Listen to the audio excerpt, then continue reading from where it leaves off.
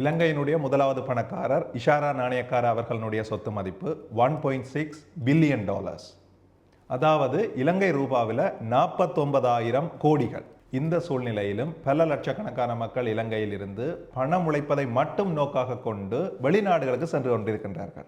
எங்களுக்கு முன்னுக்கு இருக்கிற மிகப்பெரிய கேள்வி, இலங்கையில வணிகங்களை ஆரம்பிக்க முடியாதா? இலங்கையில வெற்றியடைந்த வணிகங்களை ஆரம்பிக்க முடியாதா? இலங்கை மக்கள் சிறந்த வணிகங்களை உருவாக்கி அதில் வெற்றியடைந்து சிறந்த வாழ்க்கை தரத்தோட இலங்கையில வாழ முடியாதா என்பது. அதற்கான பதில், இலங்கையில சிறந்த வணிகங்களை கட்டமைக்க முடியும், உருவாக்க முடியும். இலங்கையில வணிகங்களில் வெற்றி அடைய முடியும். அந்த வணிகங்களை உருவாக்குவர்கள் சிறந்த வாழ்க்கை தரத்தோட, பொருள் பண்டங்களோட, சொத்துக்களோட இலங்கையில வாழ முடியும் என்பதுதான். அனைவருக்கும் வணக்கம். நான் சட்டத்தரணி தனஞ்சயன். இந்த வீடியோவில் நாங்கள் பார்க்க போற விடயம், இந்த 2026ஆம் ஆண்டில் இலங்கையில உருவாக்கக்கூடிய அதிசிறந்த 10 பிஸ்னஸ் ஐடியாஸ், வணிக திட்டங்கள் தொடர்பாக நாங்கள் பார்க்க போறோம். ஒப்பீட்டளவில் நாங்கள் அரச சேவையில் வேலை செய்வதை விடவும், நாங்கள் இன்னொரு நபருக்கு கீழே ஒரு தொழிலாளியாக வேலை செய்வதை விடவும் அதிகமான வருமானம் பெறக்கூடியதாக வணிகங்களை உருவாக்குகின்ற செயற்பாடு காணப்படுது. உண்மையில் பிஸ்னஸை உருவாக்குபவர்கள், பிஸ்னஸ் ஓனர்ஸாக இருப்பவர்கள் ஏனைய தொழில் செய்கின்ற நபர்களை விட அதிக வருமானம் பெறுகின்ற நபர்களாக சமூகத்தில் காணப்படுது. இலங்கையில் உருவாக்கக்கூடிய முதலாவது பிஸ்னஸ் ஐடியாவாக நாங்கள் பார்க்கக்கூடியது டூரிசம் அண்ட் ஹாஸ்பிட்டாலிட்டி. இலங்கையினுடைய வரலாற்றிலேயே அதிகூடிய வருமானத்தை சுற்றுலாத்துறை மூலம் பெற்ற ஆண்டாக 2025ஆம் ஆண்டு, அதாவது கடந்த ஆண்டு திகழ்ந்து கொண்டிருக்குது. அந்த அடிப்படையில் ஹோட்டல்ஸ், விடுதிகளை உருவாக்குகின்ற பணியாக இருக்கலாம், டிராவல்ஸ் அண்ட் டூர்ஸ் நடத்துகின்ற வணிகங்களாக இருக்கலாம், டூர் கைட்ஸை வழங்குகின்ற வணிகங்களாக இருக்கலாம். இவ்வகையான பல்வேறு வணிகங்களுக்கான வாய்ப்புகள் இந்த 2026ஆம் ஆண்டில் உருவாகி இருக்குது. சுற்றுலாத்துறை தொடர்பான விழிப்புணர்வும், சுற்றுலாத்துறை தொடர்பான வணிகங்களை உருவாக்குகின்ற செயற்பாடும் இலங்கையில் வடக்கு கிழக்கில் உண்மையில் குறைவாக காணப்படுது. ஆனால் உண்மையில் இந்த வடக்கு கிழக்கில் இந்த துறை சார்ந்த வணிகங்களை உருவாக்குகின்ற முக்கியத்துவம், அந்த பொட்டன்ஷியலை நாங்கள் உணர்ந்து வணிகங்களை உருவாக்குகின்ற பட்சத்தில் சிறந்த வருவாயை அவ்வகையான வணிகங்களை உருவாக்குகின்ற நபர்கள் பெற்றுக்கொள்ளக்கூடியதாக இருக்கும். இரண்டாவதாக நாங்கள் பார்க்கக்கூடிய sector building and construction sector. இலங்கையில் தற்பொழுது அரசாங்கமும் தனியார் துறையும் பல்வேறு கட்டுமானங்களை ஆரம்பித்து கொண்டிருக்கின்றார்கள். இந்த சூழ்நிலையில் தற்பொழுது நீங்கள் இலங்கையில் கட்டுமானத்துறை சார்ந்த ஒரு கம்பெனி ஒன்றை உருவாக்கினா நீங்கள் சிறந்த வேலை திட்டங்களை பெற்று உங்களுடைய கம்பெனியை வளர்த்து கொண்டு போகலாம். குறிப்பாக இலங்கையிலிருந்து நீங்கி வெளிநாடுகளுக்கு, வேறு நாடுகளுக்கு செல்லுகின்ற பொறியியலாளர்கள் இவ்வகையான கம்பெனிகளை இலங்கையில உருவாக்குவதற்கான ஒரு சிறந்த காலப்பகுதியாக இந்த 2026ஆம் ஆண்டு தற்பொழுது இலங்கையில காணப்படுது. மூன்றாவதாக நாங்கள் பார்க்கக்கூடிய business idea tech and software companies.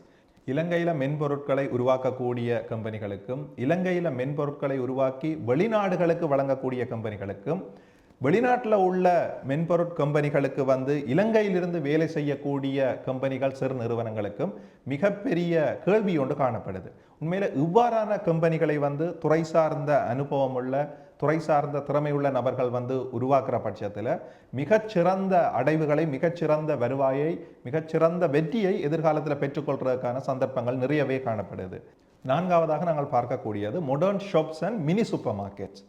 தற்போது இலங்கையில் புதிய வணிகங்களுக்கும், புதிய ஸ்டைல் உள்ள, மாடல் உள்ள வணிகங்களுக்கும் மினி சூப்பர் மார்க்கெட்ஸ் என அழைக்கப்படுகின்ற அமைப்புகளுக்கும் மிகப்பெரிய கேள்வி நிலவுது. இப்போ நாங்கள் இதை ஐக்கிய ராஜ்யத்தில் பார்ப்போம் என்று சொல்லிச்சோன்னா அங்கே ஆஃப் லைசன்ஸ் ஷாப்ஸ் என்று சொல்லுவார்கள். உதாரணமாக நாங்கள் யாழ்ப்பாணத்தை எடுத்துக்கொண்டால், யாழ்ப்பாணத்தில் தற்பொழுதும் சிறிய காஃபி ஷாப்ஸ், சிறிய பேக்கரிஸ், சிறிய ரெஸ்டாரண்ட்ஸுக்குரிய தேவை அதிகமாக காணப்படுது. ஐந்தாவதாக நாங்கள் பார்க்கக்கூடிய business idea children's care and elders care. உண்மையில இலங்கையில் கணவன் மனைவி இருவரும் குடும்பங்களில் வேலை செய்கிற சூழ்நிலை அதிகமாக காணப்படுது. இந்த சூழ்நிலையில் அவர்கள் வீட்டில் இல்லாத நேரத்தில் அவர்களுடைய பிள்ளைகளை பராமரிக்க வேண்டிய தேவை ஒன்று காணப்படுது. அந்த நேரத்தில் பிள்ளைகளை பராமரிப்பதற்கான வணிக திட்டங்களை, பொருத்தமான அமைப்புகளை நாங்கள் உருவாக்கினால் அது ஒரு வெற்றிகரமான வணிகமாக செல்லக்கூடிய சூழ்நிலை இலங்கையில் தற்பொழுது காணப்படுது. உதாரணமாக என்னுடைய ஆய்வு அவதானிப்பின் அடிப்படையில் யாழ்ப்பாணத்திலேயே நாங்கள் சில்ட்ரன்ஸ் கேர் யூனிட்ஸை உருவாக்கக்கூடிய சூழ்நிலை காணப்படுது. ஏனென்று சொல்லி சொன்னால் ஹஸ்பண்ட் ஒய்ஃப் 2 பேரும் வேலை செய்கிற குடும்பங்கள் அதிகமாக காணப்படுது. அப்போ அவர்களுக்கு டே டைமில் தங்களுடைய பிள்ளைகளை கவனமாக பராமரிக்கக்கூடிய நபர்களும் நிலையங்களும் தற்பொழுது தேவையாக இருக்குது. அதோடு சேர்ந்ததாக நாங்கள் பார்க்கலாம் எல்டர்ஸ் கேர், அதாவது முதியோர் பராமரிப்பு நிலையங்கள். இலங்கையில் வடக்கு கிழக்கில் உள்ள தமிழ் மக்களில் கூட அதிகமான நபர்கள் புலம்பெயர் தேசங்களில் இருக்கணும். அவர்களுடைய பெற்றோர் இலங்கையில் இருக்கணும். உண்மையில் அப்படியான பெற்றோர்களை சரியான வகையில் பராமரிக்க முடியாத சூழ்நிலையில் பல பெற்றோர் காணப்படுது. ஆனால் அவர்களுக்கு தேவையான பணத்தை வழங்க தயாராக புலம்பெயர் தேசத்தில் உள்ள அவர்களுடைய பிள்ளைகள் காணப்படுகின்றன. இந்த சூழ்நிலையில் நாங்கள் எல்டர்ஸ்கோம் மாதிரியான எல்டர்ஸ் கேர் மாதிரியான அமைப்புகளை உருவாக்கினா அப்படியான சேவைகளை அந்த முதியோருக்கு தேவையான பராமரிப்பு சேவைகளை வழங்கக்கூடியதாக இருக்கும். அதற்கான பணம் அவர்களுடைய பிள்ளைகளால் செலுத்தப்படக்கூடியதான சூழ்நிலை ஒன்று காணப்படுது. அடுத்த பிஸ்னஸ் ஐடியாவாக நாங்கள் பார்க்கக்கூடியது house cleaning and security services. உண்மையில் தற்பொழுது குடும்பங்களில் உள்ள மிகப்பெரிய பிரச்சனை தங்களுடைய வீட்டை சுத்தப்படுத்துறது. இந்த ஹவுஸ் கிளீனிங்கை ஒரு நிறுவனம் வழங்க முன்வரும் என்று சொல்லி சொன்னார். அவ்வகையான நிறுவனங்கள் தங்களுடைய சேவைக்காக குறித்த ஒரு வீட்டை சுத்தப்படுத்துவதற்கு இவ்வளவு கட்டணம் அல்லது குறித்த ஒரு நாள் இந்த வீட்டில் வேலை செய்யறதுக்கு இவ்வளவு கட்டணம் என்ற அடிப்படையில் தங்களுடைய சேவை கட்டணத்தையும் வாடிக்கையாளர்கிட்ட இருந்து பெறக்கூடியதாக இருக்கும். அண்மையில் யாழ்ப்பாணத்தில் நடந்த இன்டர்நேஷனல் ட்ரேட் ஃபேரில் அப்படியான வணிக முயற்சிகள் ஆரம்பிக்கப்படுவதை என்னால் அவதானிக்கக்கூடியதாக இருந்தது. உண்மையில் இவ்வகையான வணிக திட்டங்கள் பிஸ்னஸ் ஐடியாஸ் எதிர்காலத்தில் வெற்றியளிக்கக்கூடிய வணிக திட்டங்களாக வணிக அமைப்புகளாக இருக்கும்.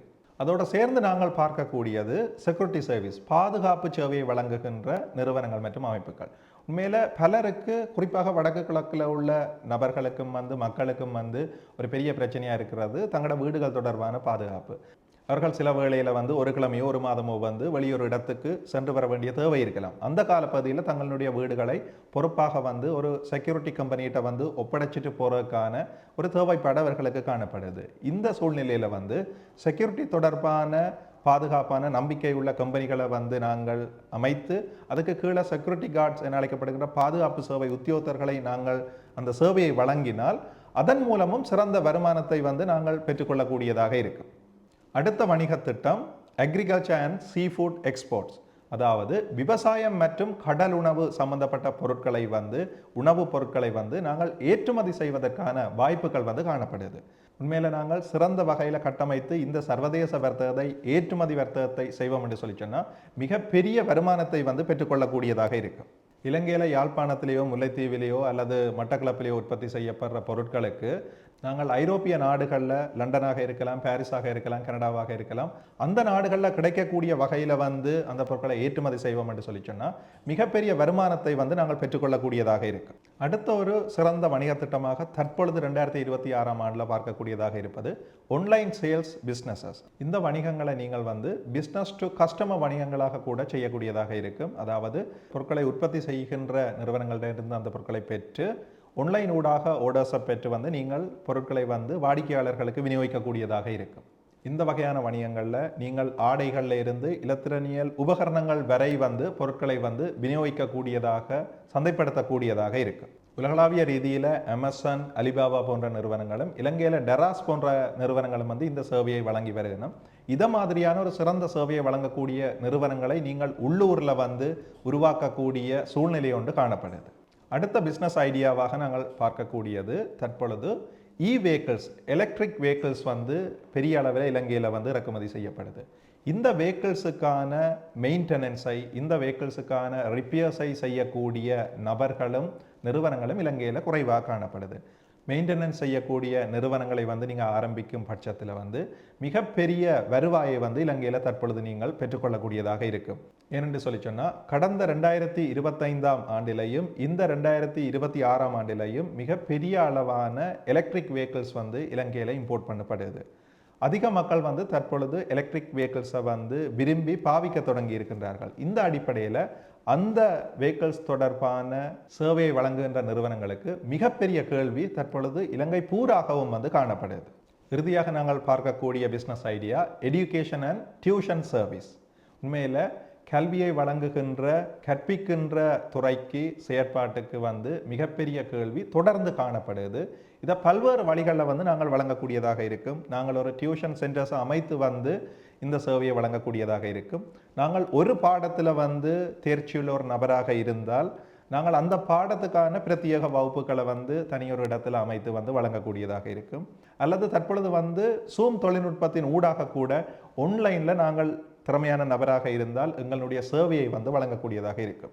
அண்மை காலத்தில் என்னால் அவதானிக்கக்கூடியதாக இருந்தது, இலங்கையிலிருந்து வெளிநாடுகளில் உள்ள மக்களுக்கு, வெளிநாடுகளில் உள்ள மாணவர்களுக்கு கல்வி சேவையை வழங்குகின்ற செயற்பாடுகளும் சூம் தொழில்நுட்பத்தின் ஊடாக உருவாக்கக்கூடியதாக இருக்குது.